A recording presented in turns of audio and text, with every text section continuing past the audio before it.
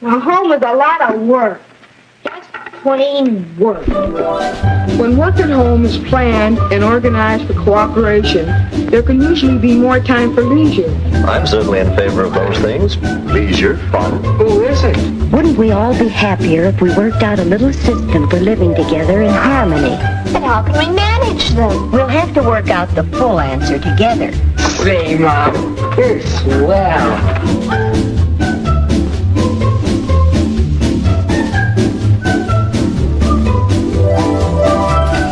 Most family problems can be solved through frank and friendly discussion, which points the way to a happy family life. You know, this is beginning to be quite a family project. It certainly is. We're going to be in the book of Philippians, chapter 2, and we're going to read verses 1 to 4. Now, the book of Philippians in the New Testament was written by the Apostle Paul. Paul wrote this book as a letter. It's not really a book, it's a letter. He wrote this letter to a church that was in first century Philippi, which is a city in ancient Greece. And basically what he was doing was he was trying to instruct the church, encourage the church, help the church work through some difficulties.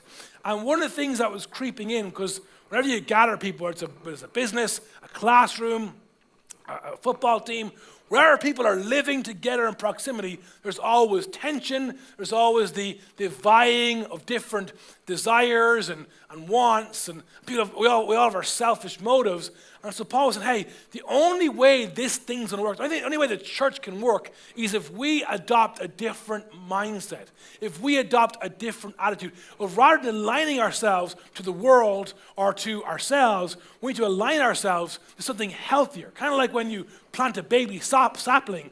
You know, one day it'll become a mighty oak tree, but in the beginning, you have to put it like a pole beside it so it grows straight and grows healthy. We need to be tethered to something, a role model, an older brother, something that can help us grow strong and healthy. And Paul's saying that person is Jesus.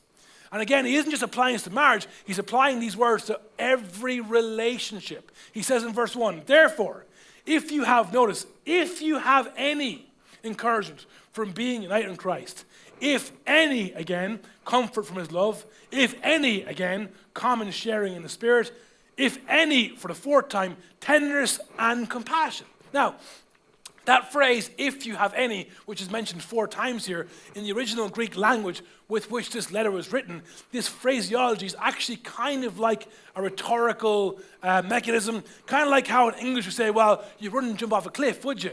Or you wouldn't stick your hand in the fire. Which the answer is always, well, no. We know the response. It's like a rhetorical mechanism.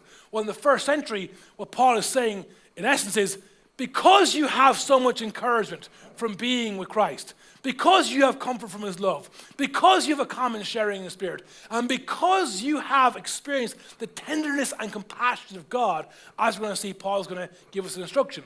But again, if you're here, you're not a Jesus follower, wondering, what is Christianity all about? Is Christianity about rules, regulations? No. Christianity is about building marriages to have better sex. Amen.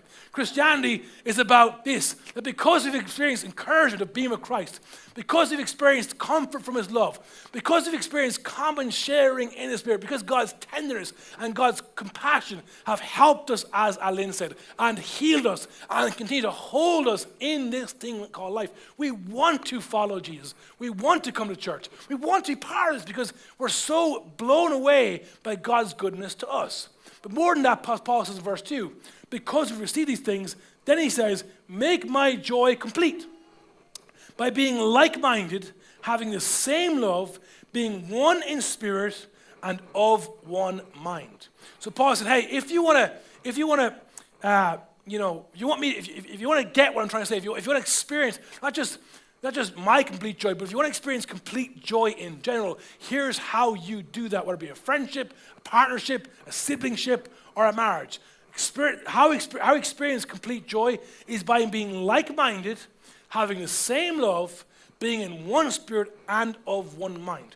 But to who? Who are we tethered to? Is Paul saying to each other? Well, there is an application that says, yes, it is being like-minded with each other. It is being the same love. It is, but actually, more importantly, the central piece of every relationship should be Jesus. Because if Jesus is our reference point, if Jesus is our cornerstone, then every relationship is built from it. If I, as a husband, am tethered to Jesus, and I am of like-minded, having the same love, being the one spirit, one mind to Jesus, and so is my wife, that is what guarantees a strong and enduring marriage. It isn't just marriage, that's what guarantees a strong and enduring church or a strong and enduring business by being synchronized, being locked in and connected to God. How it works stuff out practically in verse 3, Paul says, is when we're like that, we're like God. What's God? Well, God sent his son, Jesus, and Jesus didn't do anything out of selfish ambition or vain conceit. Rather, Jesus, in humility, valued us, valued you above himself. In fact, we're only going to read to verse 5 in a second, but if later on you have time, go ahead and read the full chapter, because in verse 5 and 6 and 7 and 8, Paul goes on to quote what many scholars reckon was one of the first recorded worship songs in church history. And in this worship song, what the song or poem says is that even though Jesus was God and could demand his rights, could demand his entitlements, he did not consider equality with God something to be held onto. Rather, he took on the posture of a servant, and he humbled himself, and he became obedient to God the Father, and was willing to give up his life and even die on a cross. And so because of that, his name is exalted. And what we see is that what it means to be Christ-like is that we're like Christ. We seek to be humble. We seek to put the other person first. We seek to, not that we don't value ourselves, we value ourselves, but we value others above ourselves. What does that look like? Verse 4, while not looking to your own interests, but each of you to the interests of others. Here's the last verse, verse 5. In your relationships, in your friendships, in your partnerships, in your marriage, on your sports team, in the comment section on whatever social media app you use, in the classroom, in the kitchen, in your relationships with one another, have the same mindset. Some translations say the same attitude as Christ Jesus, who humbled himself and took on the posture of a servant and valued others above himself. And I want to come back to that at the end. But what I want to do is I want to give you some practicality. I want to give you some tools because sometimes it can be like very hard to kind of get, how do I put this to work in my real life? How do I actually do something today that will help my marriage go from being something I endure, something I enjoy? Or if you're here and you're a single person, you're thinking, man, one day I want to be married, what are the steps? What should be some of the things I should be focused on? Well, the first thing I want to say is this. There's going to be 4 points. They all start with F. The first one is this. A great marriage doesn't happen by accident. A great marriage isn't something that happens to you because you're lucky. It's like, oh, congratulations, 20 years of marriage, oh, I'm lucky. No, great marriages aren't a matter of chance. They're a matter of fact. Great marriages, like great businesses, like great sports teams, like great friendships, are forged. They're forged. What does the word forge mean? The English dictionary defines the word forge as to form something by heating and hammering. Marriage. Heat, fire, and hammering. To beat into shape. When you want to create something like a sword or an axe or a hammer or a steel beam that builds buildings, it has to go through this process of extreme heat, extreme pressure. All the kinks have to be hammered out. There's this beating this thing into shape so that once it comes through that process, it is stronger after than it was before. We live in a culture that tells us, marriage is about love. And when the culture says love, they don't mean love like the biblical definition of love. When they say love, they mean a fleeting feeling. Like you fall into love. Like all of a sudden you're walking around one day, minding your own business, and boom, oh, I'm in love. It's amazing. I can now write poetry. And I like to buy flowers for my lover and all these wonderful things. And you get married and you have kids and bills come, you lose your job and things go wrong and your spouse gets fat and you're unhappy and all your kids are nasty and all of a sudden you're like, man, I think I just fell out of love. I fell in. Now I've fallen out. Bye, children. Bye, spouse. I'm falling out because guess what? I fell into love with someone else. And the cycle repeats itself. In fact, in that survey that we mentioned earlier, I found that people who were divorced and remarried were something like 75% more likely to be divorced again. Like it makes no sense, and we know it intuitively. Great relationship are built by love, but not the world's definition of love, i.e. a fleeting feeling. They're built by work. Love is action. Love is action. Love, as we're going to see at the end, is service in action. And besides, we shouldn't be afraid of a few sparks. We shouldn't be afraid of a bit of heat. We shouldn't be afraid of a little hammering. Why? Because any relationship worth fighting for usually requires some fighting with. I mean, have you ever experienced the joy of being a part of a great team or building a great business or doing a great project? There's always been a tension because we're individual people with our own thoughts, desires, and our own backgrounds and cultures, and even as a church, we experience it. But when the we, like I said last week, is bigger than the me, all of a sudden we can supersede these tensions and something great can come out of it. Sometimes fighting with is because we're trying to make the thing better. What happens in our culture is we go, oh man, I don't want to fall into the trap of being stuck in a relationship. I mean, I don't mind having a mortgage, I don't mind having a few kids, I don't mind having a dog, but I don't want to sign an agreement. I don't want to be in a formal arrangement that has me tethered for the rest of my life. And what's so sad is your marriage doesn't have to be that.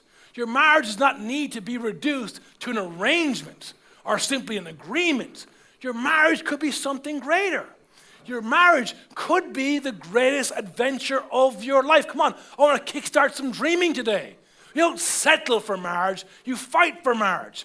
You don't stop a marriage, you dream. Because your marriage isn't just an ornament or an additional thing in your life. It is your life. You're living your life. And the problem is our culture, we've got to be aware of this trap, the making a living trap. That I'm going to finish secondary school, go to college, have my wild years, spend 15 years until I'm 37.4 years old, living in Ireland as a single person. Then I'm going to get married and my life's over. We got to be careful of falling into this trap of do all your living now, because when you get married, you go from living to making a living. And I want to encourage you, if you're a person that hasn't married and one day wants to be married, if the time comes you should get married, please, please, please do a pre-marriage course. We do pre-marriage courses here at church, and they're such helpful tools. In fact, I did a pre-marriage course. That thing was so instrumental in giving us as a couple a foundation that 19 years later still works in our lives. Not only did we do a pre-marriage course, but after we got married, we did a post-marriage course. Because it turns out, once you're married, there's some things that come up and you need more help. And even after that, we did a second post-marriage course. And I can't encourage you to do as many courses as you can when it comes to marriage. Why? Because if one day you're married, your marriage is the most important relationship in your life. Now think about it. If you want to drive in this country, you have to go through a sequence of testing, there's studying, there's the provisional test, there's the practical test, there's the N, I don't know, it was the N plate now, and the L plate. I mean, back in my day, there was none of that stuff. But all these different plates, there's this whole process you have to submit yourself to. There's work, there's effort, just so the government can say, you're qualified to drive. Yet when it comes to the most important relationship in your life, all you do is say, will you marry me? She goes, yeah. Then you go, right, when I get married, go to the register and say, here's the paper, sign, married. All of the energy, all of the effort, all of the money goes into the wedding day, but no thought or effort, energy, or planning goes into the marriage. So please hear me out. If you're going to get married, do a pre-marriage course. If you are married, do a post-marriage course. If you're married and unmarried and want to be married again, just do whatever you can to help yourself improve, to upskill yourself for this, the most important of relationships. We offer a post-marriage course called Marriage Matters, and in that course, here's an excerpt of something I wrote. I say, we need to break free from the monotonous, zombie-like psychosis which seeks to numb us to the point where we become robot-like creatures, automatons who cohabit, raise kids, and make a living. There is a calling, there is a dreaming, and there is the power of growing together to build something that's special together. Our kids shouldn't grow up thinking, oh my gosh, the worst possible thing that could happen to me is I get married. Our kids, in our frailty, in our failing, and in our brokenness, should see something so exciting, so pure, so driven. Like, man, one day I hope that my marriage will be a fraction of what my parents' marriage was. We shouldn't settle for making a living when God has called us to make a life together. Marriage isn't just an arrangement or an agreement. Marriage is an adventure that God created us for and from which comes family. And you think, oh, well, That's all good and true, but I don't know if I get, like, I see people arguing and people in marriage are arguing and, well, you know, I don't want to fall trap. Listen to me. Perhaps one of the reasons why we fight with our spouse more than any other relationship is because it is more than any other relationship. It's the most important relationship in our lives. Plus the fact, what are we fighting? We're fighting with because we're fighting for. What are we fighting for? What is the base? What is the foundation? What is the bedrock of all great marriages? It isn't romance, that's important. It isn't the fleeting feeling of love that has a place too. It isn't a practical agreement to raise kids, that's also important. It's friendship. If you want to build an enduring, joy-filled, lasting, adventurous marriage, build it on friendship. Because long after your body falls apart and certain things don't function anymore and you don't see the beautiful person you once married, all you have is friendship or the lack thereof.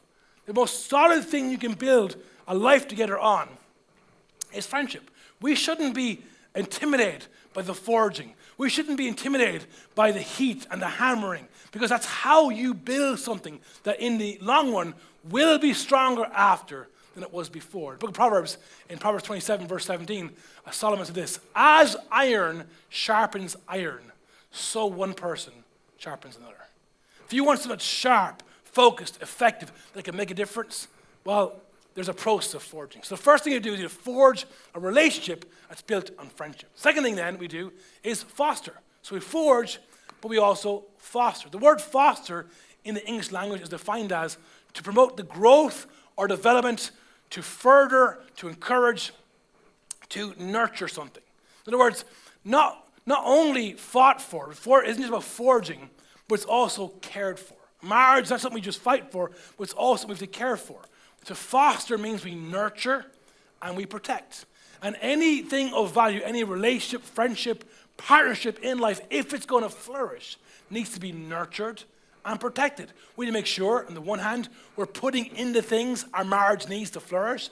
At the same time, we've got to make sure we're keeping out the things that threaten the life of our marriage. Think about this. Think about like a plant, a garden plant. You know, there's some things you do to promote growth. There's like, you know, compost, and there's certain thing, water the plant. You're trying to make sure that the environment in which the plant is planted will maximize its potential for growth. At the same time, you're trying to keep off pests and insects and things that would damage the plant. Just like a plant, so are our relationships. And again, we know this. We know as people that if we're not actively building into our friendships, think about your friend. Who's your friend?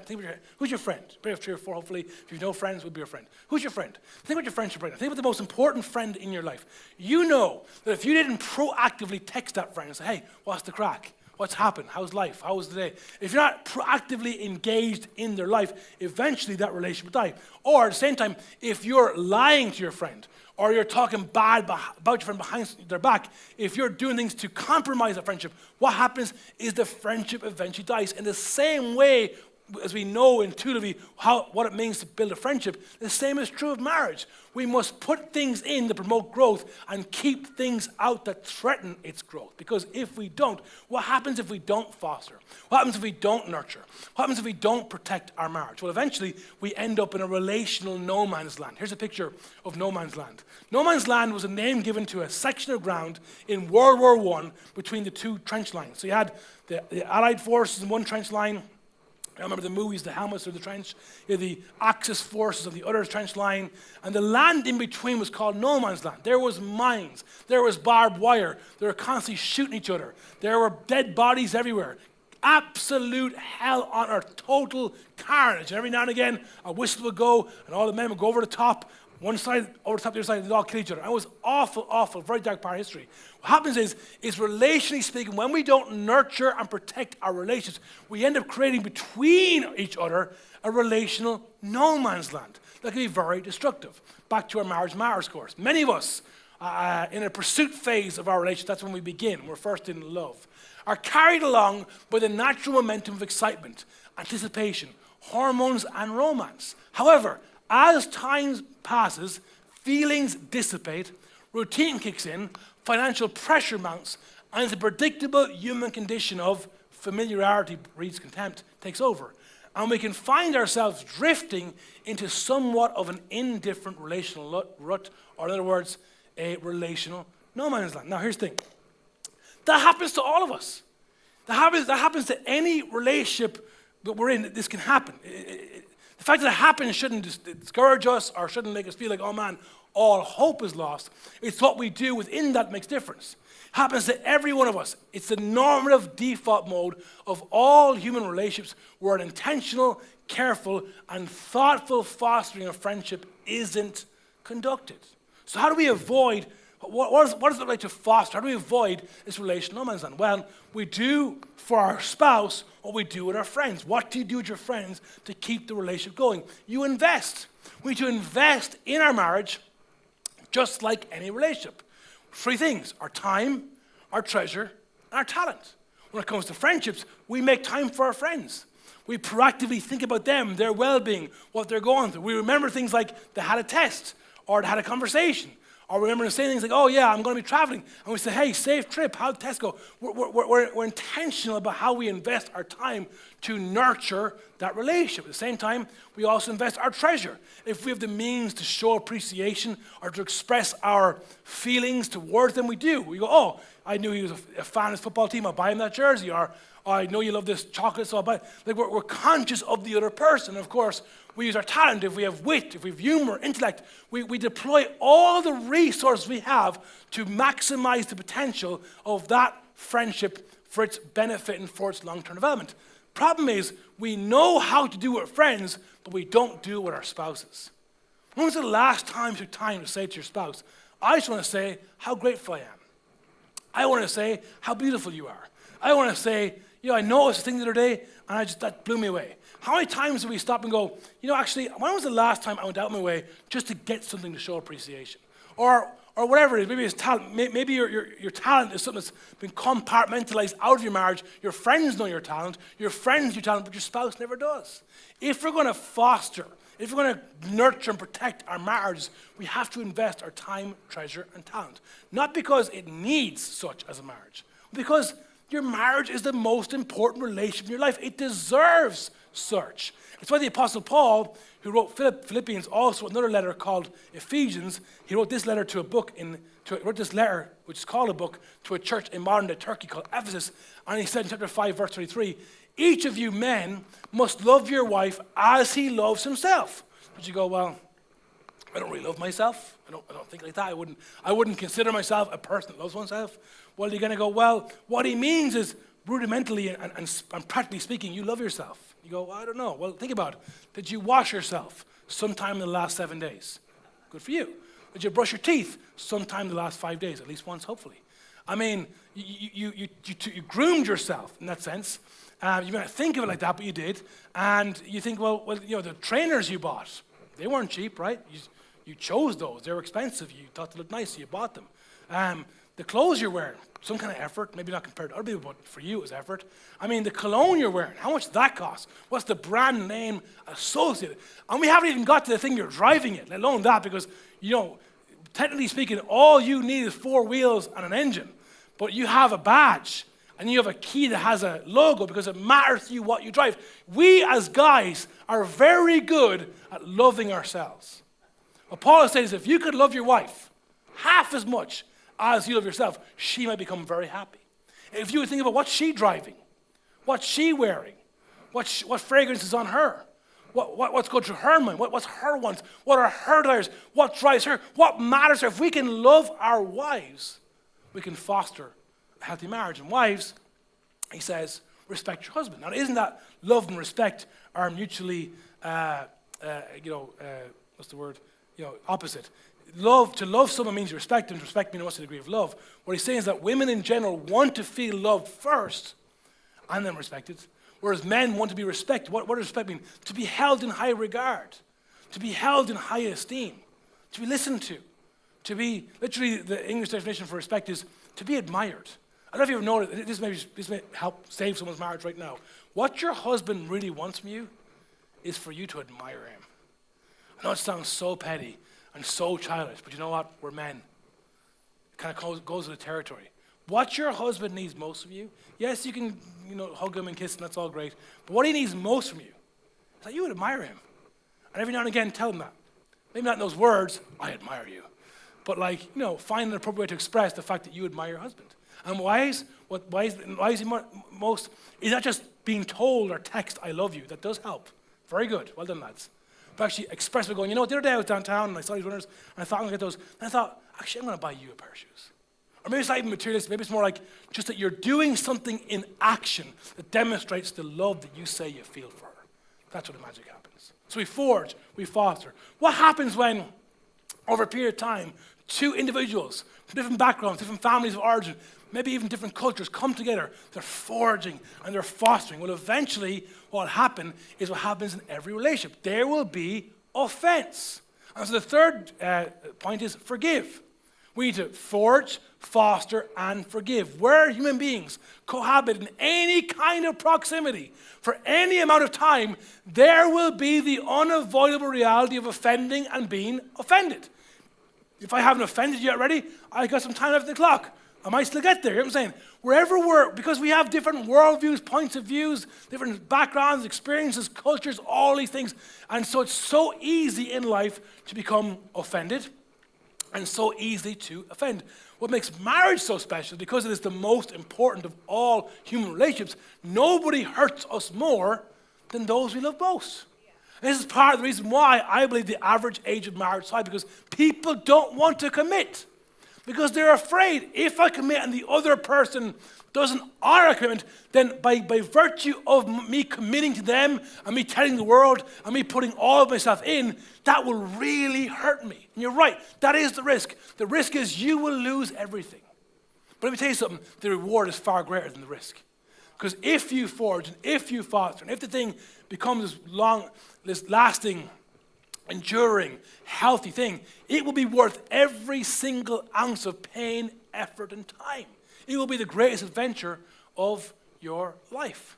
But for the story to continue, as it is for any story, movie, or even friendship, partnership, or business relationship, for any relationship, friendship, partnership to survive, let alone flourish, there must be the repeated sacrificial act of forgiveness. Repeated, why? Because as long as someone's breathing, they're going to hurt you. And the more you care about them, the more it hurts. Sacrificial act, because no person can ever repay the pain they cause when they hurt us. They can't earn it.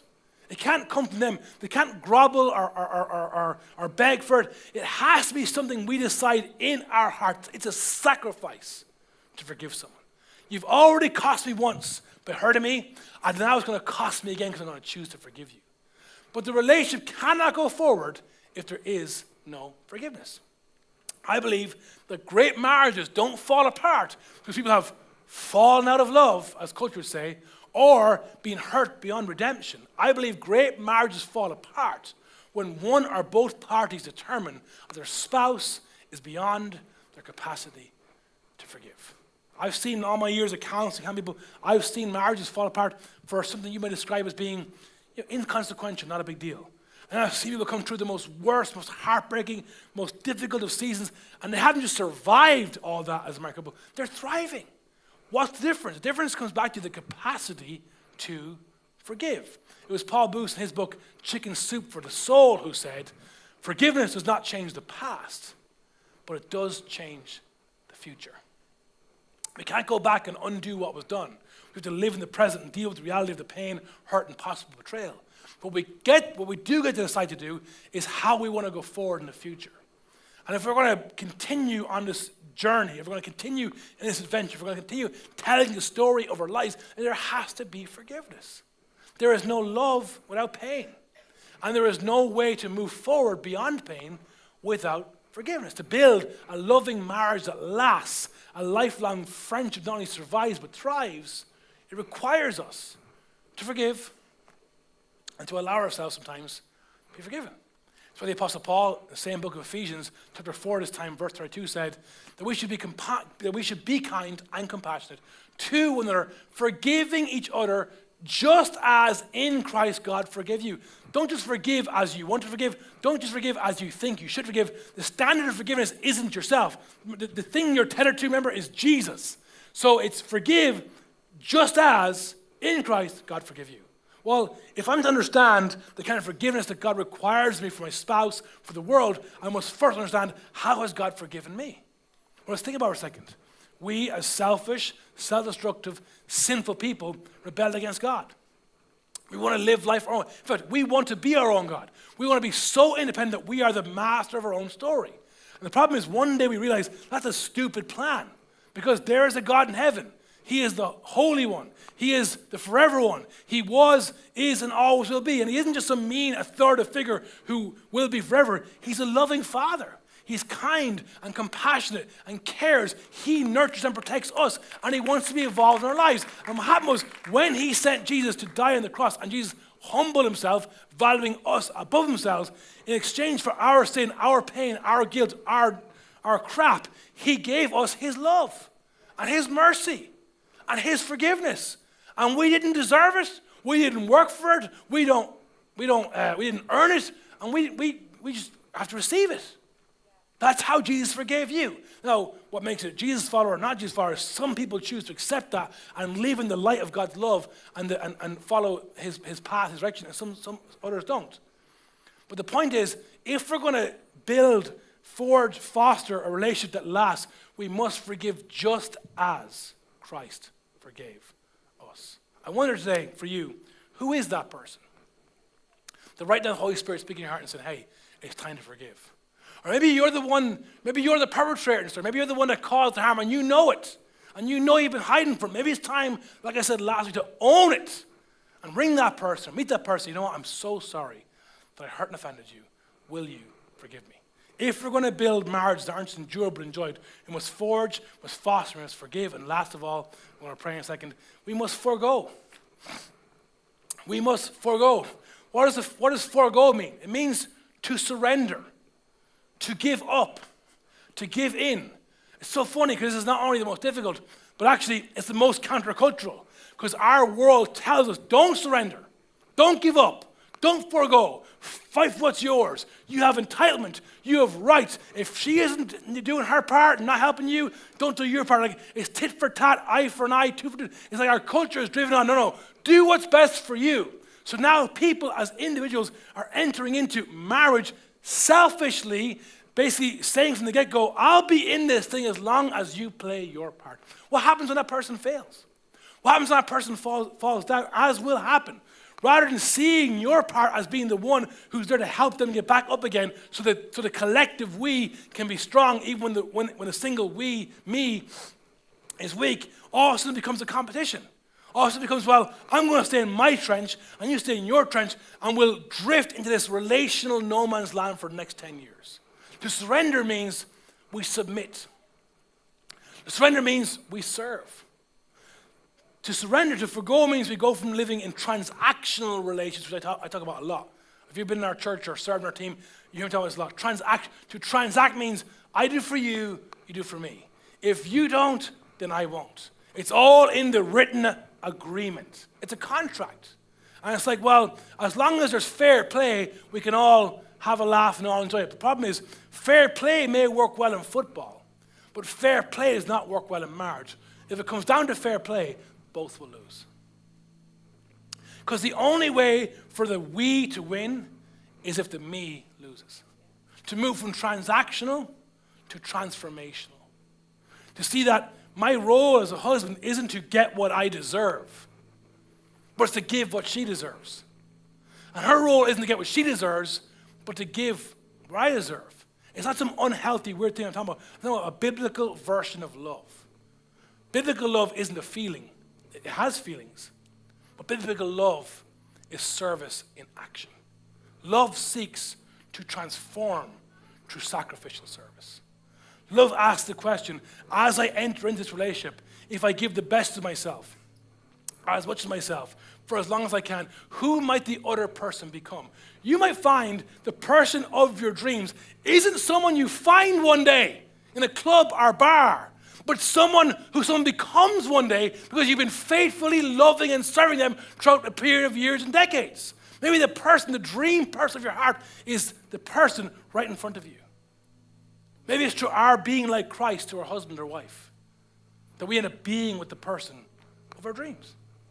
And what's so interesting is marriage, by biblical definitions, is a submission competition. It's a race to the back of the line. It's you first. No, you first, you first. It's not, no one's taking, no one's grabbing, no one's demanding, no one's entitled. It's two people saying, you know what? I want to forge something that's beautiful and sharp and effective. I want to foster and nurture and protect something that's going to grow and develop. I want to own my nonsense when I'm wrong and forgive when you're wrong. And I'm going to forgo. I'm going to give up sometimes what I want, me, for the sake of the we. It was the American philosopher and lecturer Ralph Waldo Emerson who said, the purpose of life is not to be happy. Which don't misunderstand the quote. It's not that you can't be happy. Happiness is important. But we live in a culture where it's all about be you and be happy. But happiness by itself is like being hungry and eating a sugar-filled sweet. It may temporarily make you feel good, but once the hit wears off, you're hungry again. What does it mean to be relationally satisfied?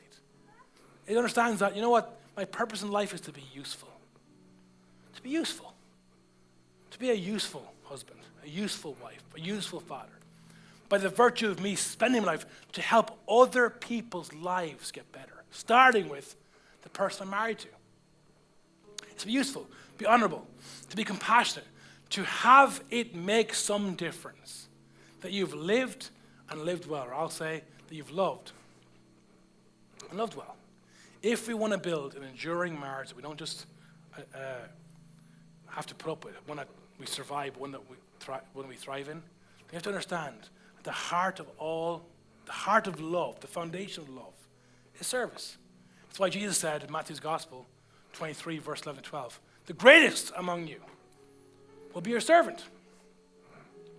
Greatest what? The greatest creative person, the greatest musician, the greatest manager, the greatest inventor, the greatest football player, the greatest social media, the greatest husband, the greatest among you will be your servant.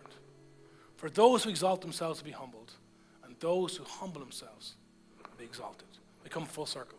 This is what it means to have the same mindset as Christ Jesus. In all of our relationships, this is what it means if you're a Christ follower, this is what it means to follow Christ, to be like Christ in all relationships. But if you want to build a long-lasting, enduring, and joyful marriage, and the secret is realizing it's all about surrender. It's about, I'm not going to win the expense of, if me to win means we lose, I'd rather me lose so we win. As we live with that motive in mind, serving, sacrificing, and always putting the other person first. It's very hard for marriage to break apart when people live with that kind of posture. And so as we close, I want to pray for you.